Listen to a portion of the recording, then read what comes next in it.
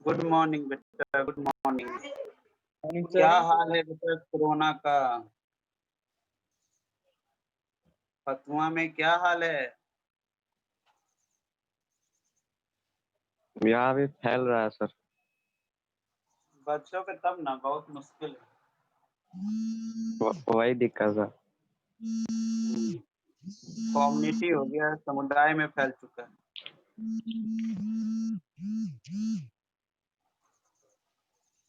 बच गए अगस्त तक तो ठीक है। भैया ने बहना की कलाई में राखी बांधा है, प्यार बांधा है। देखिए कौन प्यार बांधता है। देव को समझाइए सर, बाजार घूमते रहते। देव ब्लॉक के बेटा पास सर। काहे घूमते हो? बिट्टू से संपर्क करो। तो सब चश्मा इधरे रह जाएगा, जितना टी शर्ट है सब इधरे रह जाएगा। ठीक है। हम 2 महीने से इनको घर से निकले नहीं है सर। मत निकलो, दोस्त लोग हम बोल रहा 4 है तो महीने से हमको नहीं क्या निकले हैं सर। पता? हम तो सजेशन ही दे सकते हैं, बाकी तो आपका भगवान जाने क्या होगा। तो हम लोग कल कहाँ पे थे? सत्याग्रह। सत्याग्रह पे आ गए थे। गांधी जी खत्म कर दिए थे। No sir. गांधी जी के बारे में बता रहे हैं। तो थोड़ा सा गांधी जी के बारे में थोड़ा जान लीजिए, फिर हम लोग चंपारण मूवमेंट में आएंगे, फिर जो है आपका खेड़ा सत्याग्रह में आएंगे, फिर अहमदाबाद मिल स्ट्राइक में आएंगे। ये 3 पार्ट को करने की कोशिश करेंगे आज, और फिर लास्ट में आपका स्टार्ट करेंगे हम। ये 3 कर देंगे, इन गांधी जी के साथ रिलेटेड है इसीलिए। उसके बाद देखेंगे कि फर्स्ट वर्ल्ड वार में इंडिया का उस विश्व युद्ध के साथ में क्या गहरा इम्पैक्ट पड़ा, यहाँ से क्वेश्चन आता है। तो बेसिकली मान के चलिए कि आपका जो है आज से ही चैप्टर का पार्ट स्टार्ट हो जाएगा, क्वेश्चन पूछने वाला बोर्ड में। अभी तक हम लोग कुछ बेसिक नॉलेज देख रहे थे, तो थोड़ा सा गांधी जी के बारे में लास्ट कुछ चीज को जान लेते हैं। तो स्टार्ट करें कि कोई और लोग आएंगे, ऐड होंगे? कोई और भी आएंगे बेटा? क्या स्टार्ट करूं मैं? 46 हो गया। रुके 2 मिनट क्या? No sir.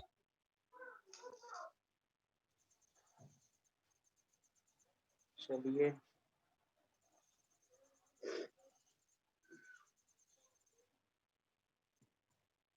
ओके, स्टार्ट करते हैं।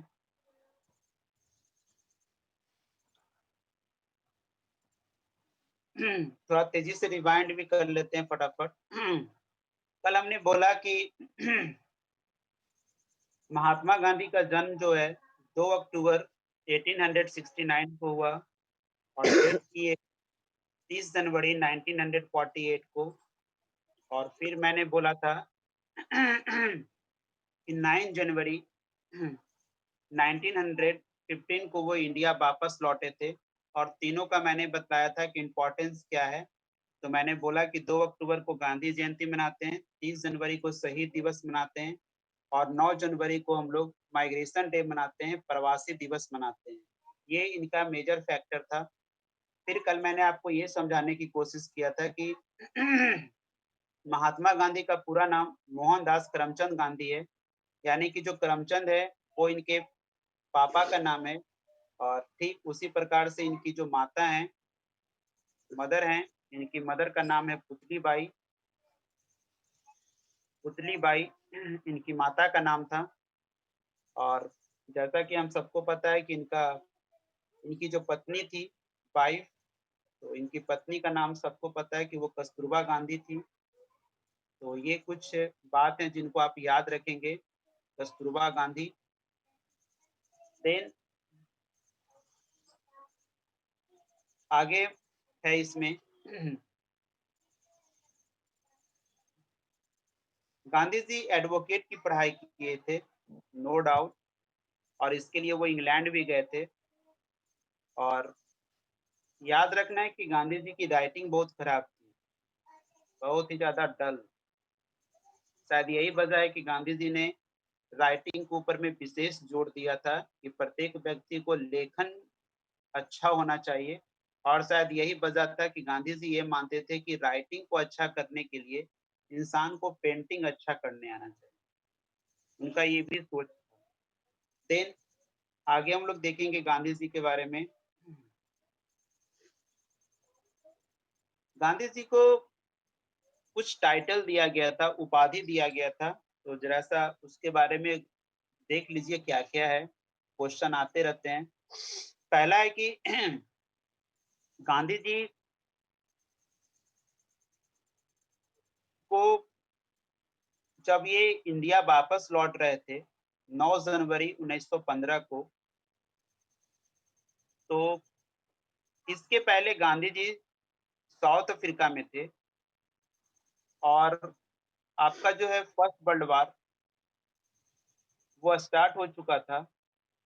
तो यहाँ पे फर्स्ट वर्ल्ड वार स्टार्ट हो जाने के कारण गांधी जी ने यहाँ पे सपोर्टिंग रोल निभाया था इंग्लैंड के ब्रिटिश गवर्नमेंट पे।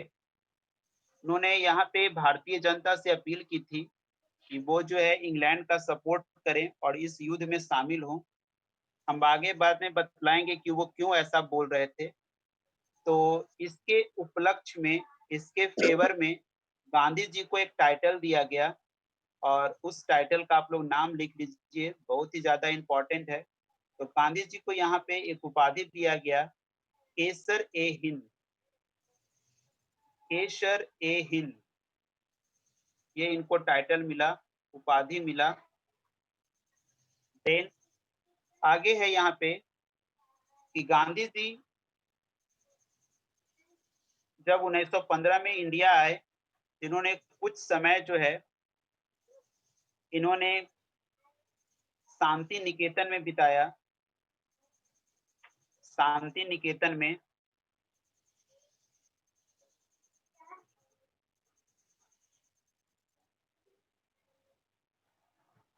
इन्होंने कुछ समय जो है शांति निकेतन में स्पेंड किया टाइम को। शांति निकेतन एक यूनिवर्सिटीज है, विश्वविद्यालय है आज के डेट में, और इस यूनिवर्सिटीज में जो स्थापना इसका किया गया है वो किया गया है रविन्द्रनाथ टैगोर के द्वारा। तो गांधी जी यहाँ पे 1 मंथ के लिए शांति निकेतन में अपना टाइम स्पेंड किए थे। तो यहाँ पे गांधी जी ने जो 1 मंथ का टाइम स्पेंड किया शांति निकेतन में, तो यहाँ पे जो रविन्द्रनाथ टैगोर थे, इन्होंने क्या किया कि महात्मा गांधी को एक टाइटल दिया, और यहाँ पे रविन्द्रनाथ टैगोर ने उनको महात्मा के नाम से पुकारा गांधी जी को। महात्मा, प्लीज बेटा घर का आवाज बंद कर लें। महात्मा के नाम से पुकारा रविन्द्रनाथ टैगोर ने, और ठीक यहाँ पे महात्मा गांधी ने रविन्द्रनाथ टैगोर को भी एक टाइटल दिया, एक उपाधि दिया, और महात्मा गांधी ने रविन्द्रनाथ टैगोर को गुरुदेव की उपाधि दी। दोनों ने टाइटल को एक्सचेंज कर दिया, मतलब महात्मा गांधी ने रविन्द्रनाथ टैगोर को गुरुदेव बोला, और रविन्द्रनाथ टैगोर ने यहाँ पे मोहनदास करमचंद गांधी को यहाँ पे महात्मा के नाम से संबोधित किया। देन यहाँ पे एक और भी फैक्टर है कि जो शांति निकेतन है, ये एक ऐसा विश्वविद्यालय है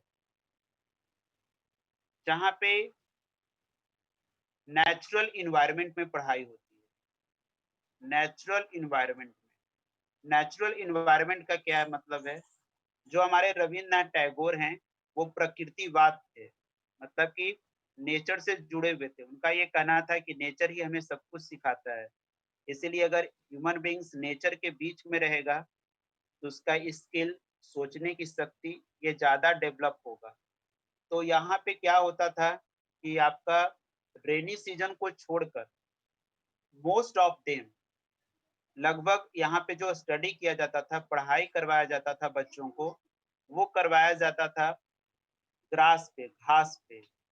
और जो यहाँ पे पेड़ लगे होते थे, उस पेड़ के पास में एक बोर्ड लगा दिया जाता था, और बच्चे वहाँ पे स्टडी करते थे, पढ़ते थे। यानी कि आप ऐसा ये कह सकते हैं कि ये फुल्ली रूप से जैसा कि हमारे पुराने राजा-महाराजा जाते थे गुरुकुल में शिक्षा लेने के लिए, ठीक उसी प्रकार की ये व्यवस्था थी। तो आज भी शांति निकेतन में कुछ क्लासेस इसी ढंग से आज भी लिए जाते हैं। आज के डेट में शांति निकेतन को विश्व शांति निकेतन के रूप में बोला जाता है। ये अभी भी यहाँ पे लाइव है। देन आगे यहाँ पे है कि गांधी जी जो है यहाँ पे 1916 में साबरमती आश्रम में उन्होंने अपना एक आश्रम की स्थापना करवाया था और उन्होंने अपना बहुत सारा वर्क वहीं पे डन किए थे। यहाँ पे एक चीज और याद रखना है कि जब गांधी जी 1915 में भारत रिटर्न हुए तो इन्होंने अपना एक पॉलिटिकल गुरु माना, राजनीतिक गुरु। और जो पॉलिटिकल गुरु थे उस गुरु का नाम था,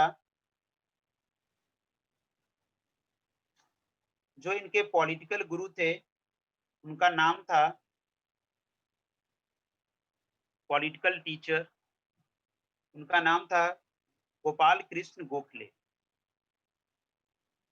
गोपाल कृष्ण गोखले ने गांधी जी को बोला कि आप अभी जस्ट इंडिया में आए हैं और जिस प्रकार से इंडिया में जो यहाँ का पॉलिटिकल इशू है, इसमें आप डायरेक्ट एंट्री नहीं ले सकते हैं। आपको क्या करना होगा, आप पहले इंडिया को विजिट कीजिए, घूम कर देखिए कि किस प्रकार का सिस्टम को यहाँ पे फॉलो किया जा रहा है और किस प्रकार का आप एक्टिविटी कर पाएंगे। तो फाइनली गांधी जी ने गोपाल कृष्ण गोखले की बात को मान लिया और इन्होंने कहा कि ठीक है, हम इंडिया को विजिट करेंगे। और इसी में उन्होंने 1916 में जो है साबरमती आश्रम की स्थापना किया अहमदाबाद में। और इसके बाद जो है गांधी जी ने कुछ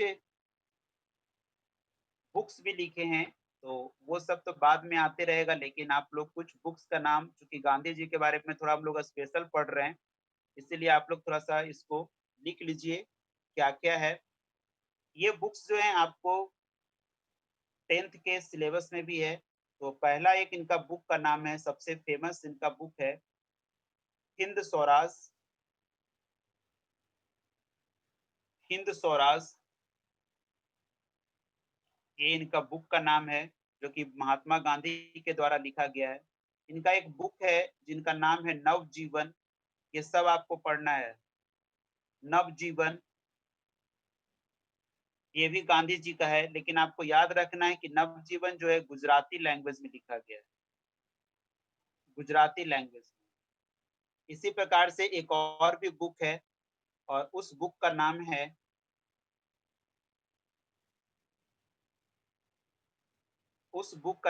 हरिजन। और इस बुक का लिखा गया 1933 में महात्मा गांधी के द्वारा। और एक और भी इनका बुक है जिसका नाम है यंग इंडिया। यंग इंडिया जो है इंग्लिश मीडियम में लिखा गया है। देन इनकी एक और बहुत ही फेमस बुक है जिसका नाम है माई एक्सपेरिमेंट विथ ट्रूथ, यानी कि इनका पूरा उस पुस्तक का नाम है the story of my experiments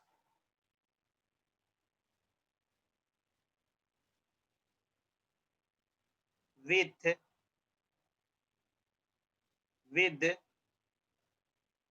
the truth, with the truth, ये इनके बुक्स का नाम है। तो ये कुछ इनका स्पेशल बुक है जहाँ पे ऑलवेज क्वेश्चन पूछे जाते हैं। तो ये गांधी जी के द्वारा रिटन किया गया है।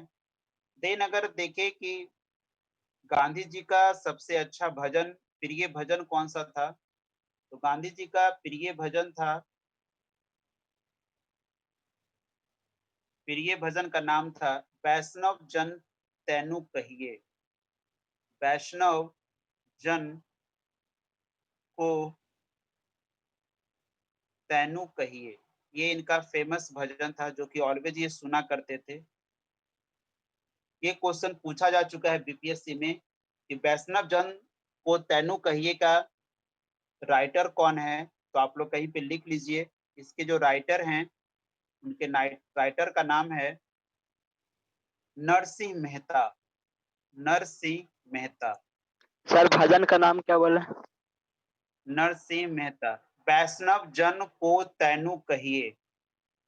हाँ, वैष्णव जन को तैनु कहिए, इसका जो राइटर है उस राइटर का नाम है नरसिंह मेहता। देन आगे हम लोग देखेंगे कि गांधी जी ने बहुत सारे वर्क एक्टिविटी किए और फाइनली वो डेड कर गए। वो तो हम लोग अपने आगे अपने चैप्टर में पढ़ेंगे ही। तो यहाँ पे फाइनली जो है महात्मा गांधी ने क्या किया था कि कुछ विदेश में भी कुछ आश्रम की स्थापना किया था। तो उसमें से सिर्फ हम 2 का नाम बतलाना चाहेंगे। तो आप वो चीज लिख लीजिए कि गांधी जी ने दक्षिण अफ्रीका में क्या क्या किया था। तो एक पहला मेरे तरफ से इम्पोर्टेंट है, ये आपको ये जानना चाहिए।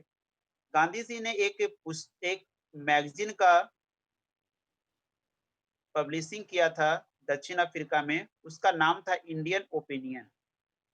ये बहुत बार पूछा गया question, Indian opinion. Indian opinion ये जो है साउथ अफ्रीका में जब ये थे तब वहां पे इन्होंने इस मैगजीन का प्रकाशन किया साउथ अफ्रीका में। देन यहाँ पे इन्होंने 2 आश्रम की स्थापना किया साउथ अफ्रीका में। वो बहुत ही ज्यादा इंपॉर्टेंट है बेटा, उसको आपको याद रखना है। एक आश्रम उन्होंने बनाया जिसका नाम रखा फिनिक्स।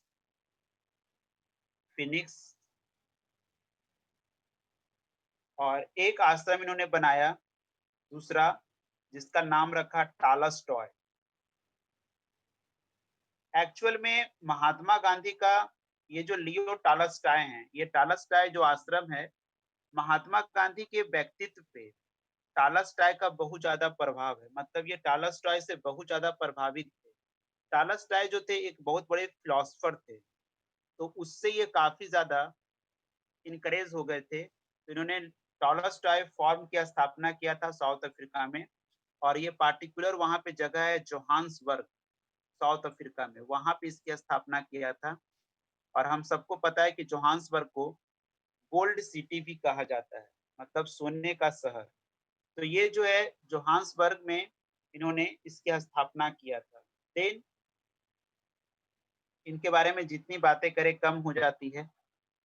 देन यहाँ पे लास्ट में थोड़ा सा हम लोग देखेंगे कि महात्मा गांधी की जो हत्या है वो 30 जनवरी 1948 को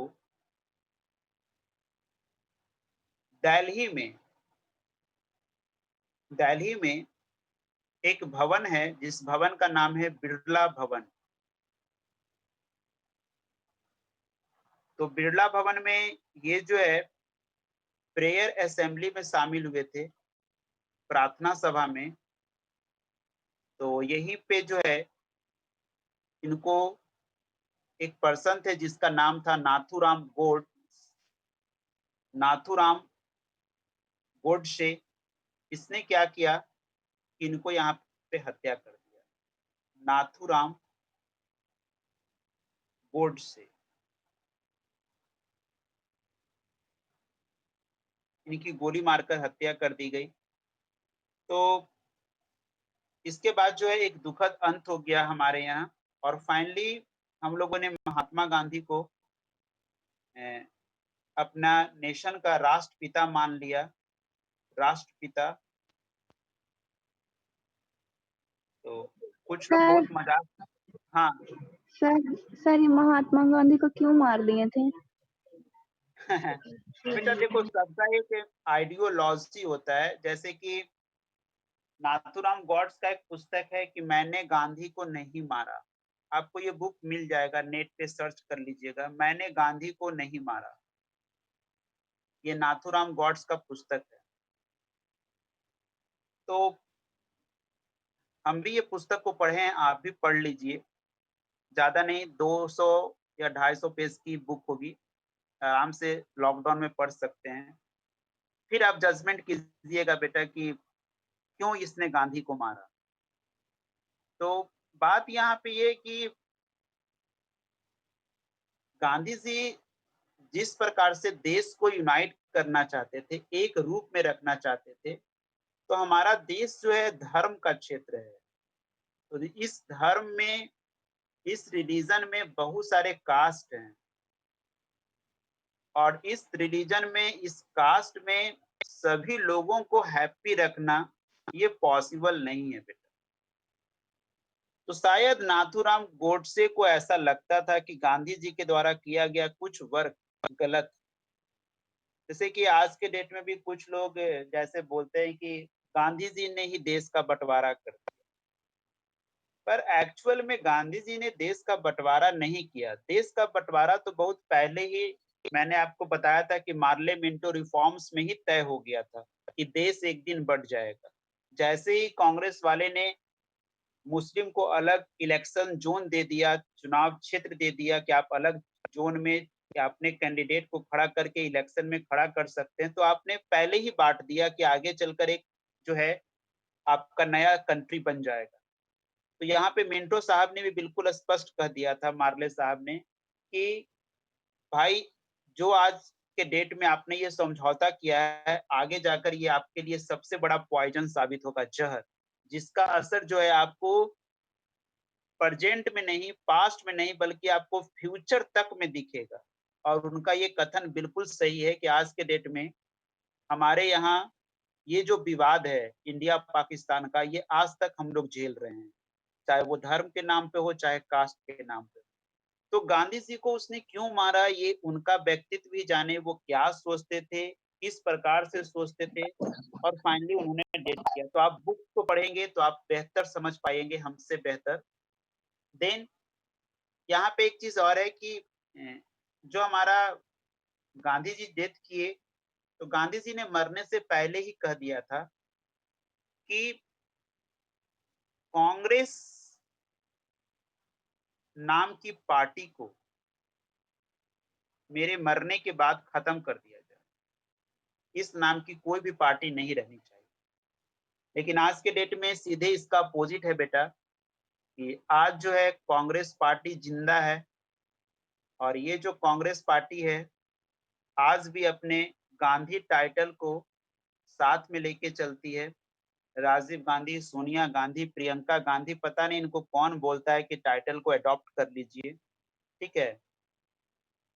तो ये गांधी टाइटल के साथ जाते हैं, और ये किसी भी कास्ट से बिलोंग करें, चाहे वो मुस्लिम हो, चाहे कोई भी, जैसे फिरोज गांधी, संजय गांधी, ये सारे जो हैं मुस्लिम हैं, और ये जो है अपने आप को गांधी पार्ट टाइटल के साथ में जो है ये आज तक हम पे रूलिंग करते आ रहे हैं, और हमारे जो जनता है उसको दिग्भ्रमित करते हैं कि ये चीज अच्छा नहीं है, ये चीज अच्छा नहीं है। तो ये आप ही लोग बेहतर समझ सकते हैं कि कांग्रेस किस प्रकार से वर्क कर रही है। देन यहाँ पे एक और भी बात है बेटा कि एक्चुअल में ये जो कांग्रेस पार्टी बनाई गई थी, कांग्रेस नाम की कोई पार्टी नहीं थी। इन्होंने भारतीय राष्ट्रीय कांग्रेस की स्थापना किया था, और उसमें सिर्फ एक ही मोटो था कि इंडिया को आजाद करना। जब वो आजादी खत्म हो गया तो इसको रहने का कोई मतलब ही नहीं है। लेकिन आज भी ये पार्टी इसी के साथ फॉलो कर रही है, क्योंकि गांधी जी को ऐसा पता था कि आगे चलकर ये पार्टी जो है फेयर नहीं रहेगा। फेयर क्यों नहीं रहेगा, क्योंकि आज भी आप देख सकते हैं कि जो कांग्रेस पार्टी है उसके जो प्रेसिडेंट बनते हैं, अध्यक्ष बनते हैं, हेड बनते हैं, वो सब इसी के कह सकते हैं कि जो आपका पीढ़ी है, जो हेरिटेज है, उसी में से कोई ना कोई बनते रहते हैं। तो ये एक बड़ा इशू है कि यहाँ पे नए लोगों को यहाँ पे एंट्री मिलना मुश्किल है। तो ये कांग्रेस का आज के डेट में लो होने का सबसे मेन रीजन यही है कि ये हेरिटेज के ऊपर में चला गया है, विरासत में इसने अपने आप को मान लिया कि इसके बाद हम ही आ जाएंगे, इसके बाद मेरी बहन आ जाएगी, भाई आ जाएगा, मेरे पापा आ जाएंगे, मेरी माँ आ जाएंगे, तो इस प्रकार से पार्टी नहीं चल सकती। तो यहाँ पे एक बड़ा इशू है। देन हम थोड़ा टॉपिक से भटक गए। देन यहाँ पे एक चीज और भी है बेटा कि जब गांधी जी डेड किए, मरे, तो जो उनका समाधि स्थल होता है, तो उस समाधि में इनका जो है दिल्ली में है उनके समाधि स्थल। तो इस समाधि स्थल पे जाएंगे तो इनमें एक शब्द लिखा रहता है, हे राम। एक्चुअल में ये जो हे राम है, महात्मा गांधी मरने से, जिस समय उनकी अंतिम सांसें चल रही थी, तो महात्मा गांधी ने लास्ट में मरने के समय यही 2 शब्द बोले थे, हे राम, और उसी के नाम पे जो है उनके जो समाधि है उस पे ये 2 शब्द लिखे रहते हैं, हे राम। इस बात को भी थोड़ा सा याद रख लीजिए। देन जैसे कि मैंने भी बताया था कि गांधी जी ये भी चाहते थे कि इंडिया और पाकिस्तान का कभी बंटवारा नहीं हो, इंडिया और पाकिस्तान का कभी बंटवारा नहीं। इसीलिए आगे चलकर पाकिस्तान को बांटने में सबसे बड़ा हाथ रहा मोहम्मद अली जिन्ना का। मोहम्मद अली जिन्ना का। प्लीज बेटा बोर्ड पे कुछ भी मत लिखे, मेरा कंसंट्रेशन लेवल भंग हो जाता है। मोहम्मद अली जिन्ना को इन्होंने बहुत बार समझाया कि आप इंडिया पाकिस्तान का बंटवारा ना होने दें। महात्मा गांधी ने मोहम्मद अली जिन्ना को एक उपाधि भी दे दिया था, कायदे आजम।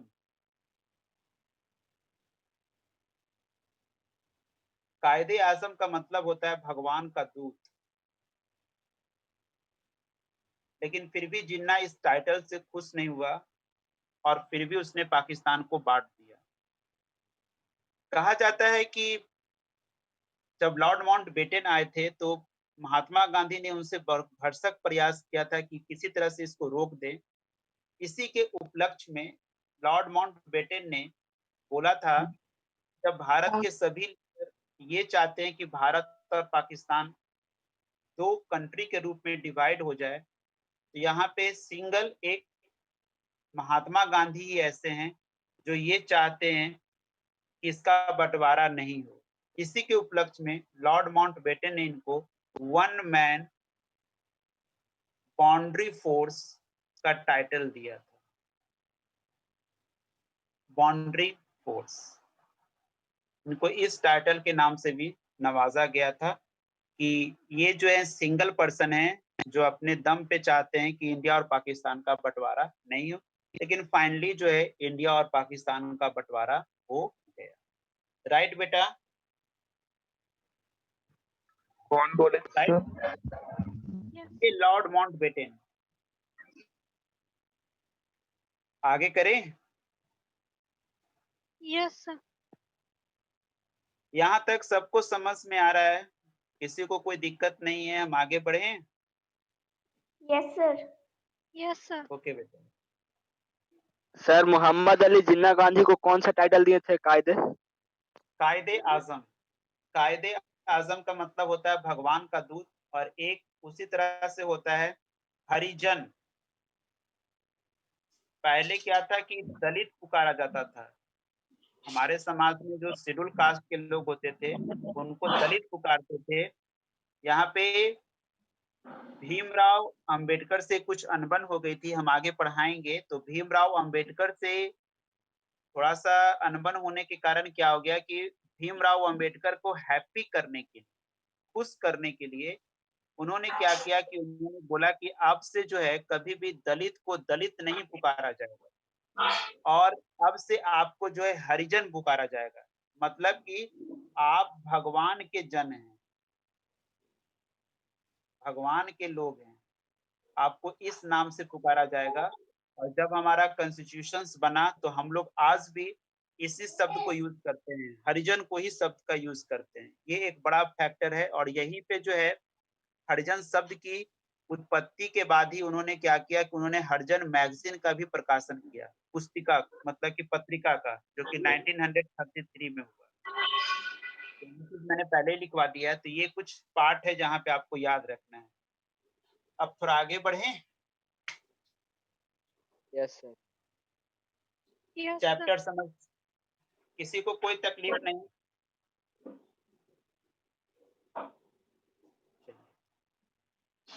हम लोग पहले 3 आंदोलन को देखेंगे, 3 मूवमेंट को देखेंगे बेटा, और उस 3 मूवमेंट के बाद मैं आपको कल जो है एक पार्ट करवाऊंगा कि फर्स्ट वर्ल्ड वार का इंडिया पे क्या इम्पैक्ट पड़ा। उसके बाद आपका चैप्टर लगभग स्टार्ट हो गया है अब से।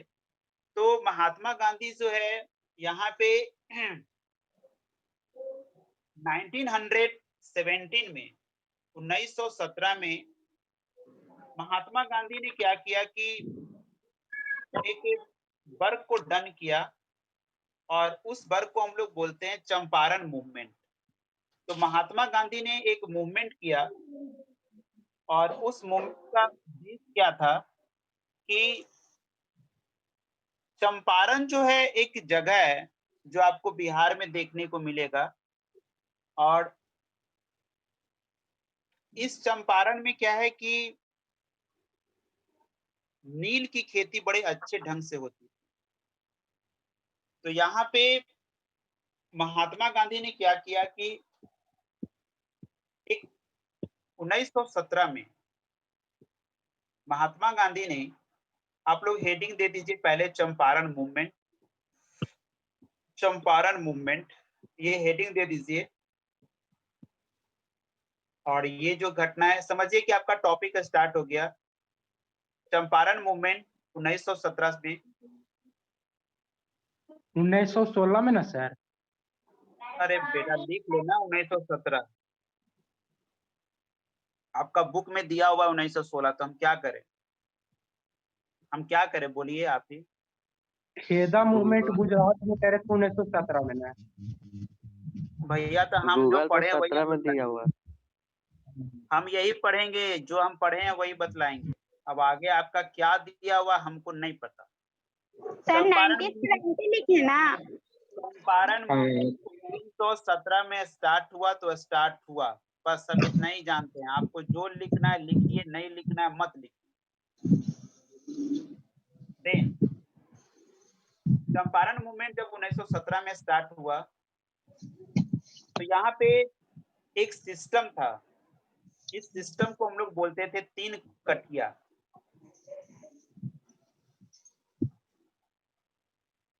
3 कठिया क्या है?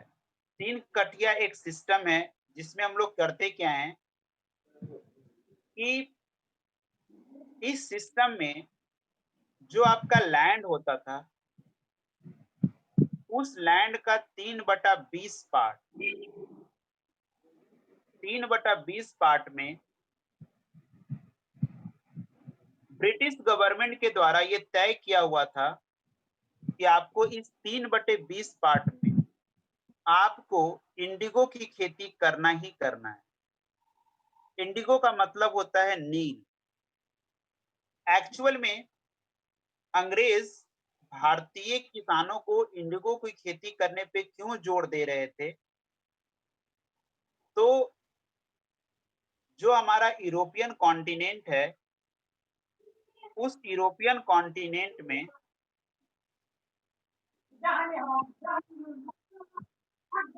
कपड़े को, क्लॉथ को डाइंग करने के लिए, रंगने के लिए नील का, इंडिगो का डिमांड बढ़ गया था।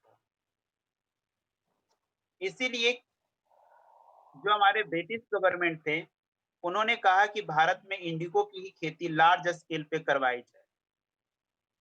एक्चुअल में भारतीय किसान जब नील की खेती करते थे, तो नील की खेती एक ऐसे सीजन में होती है जिस समय आपका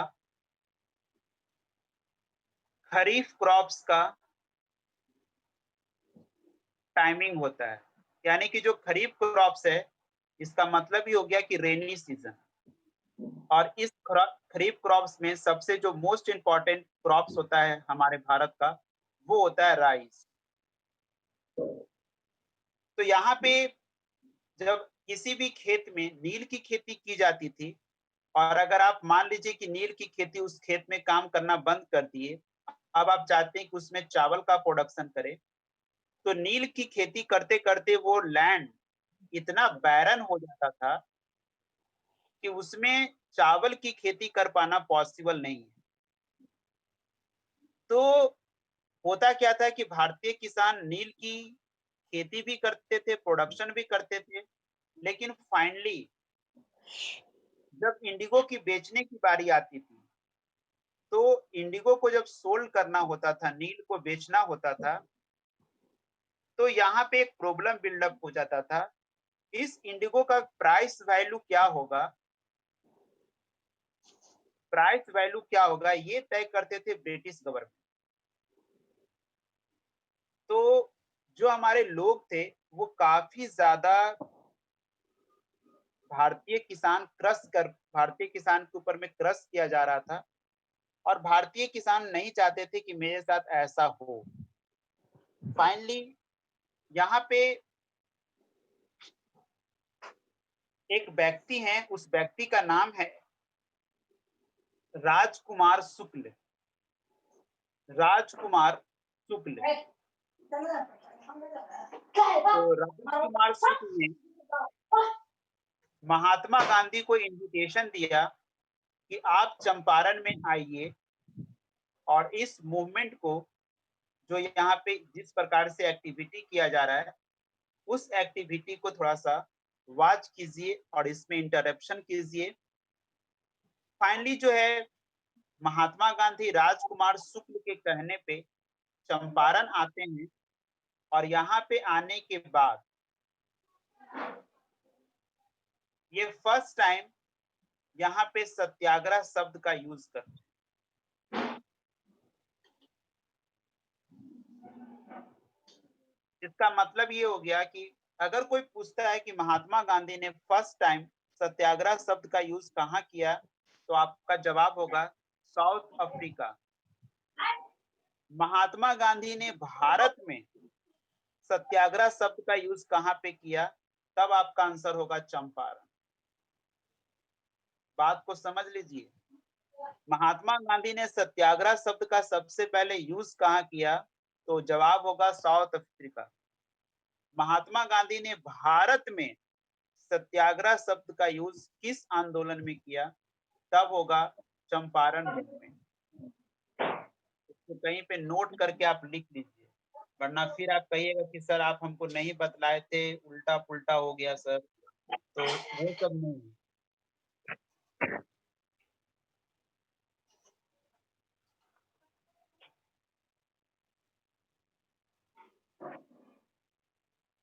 हो गया।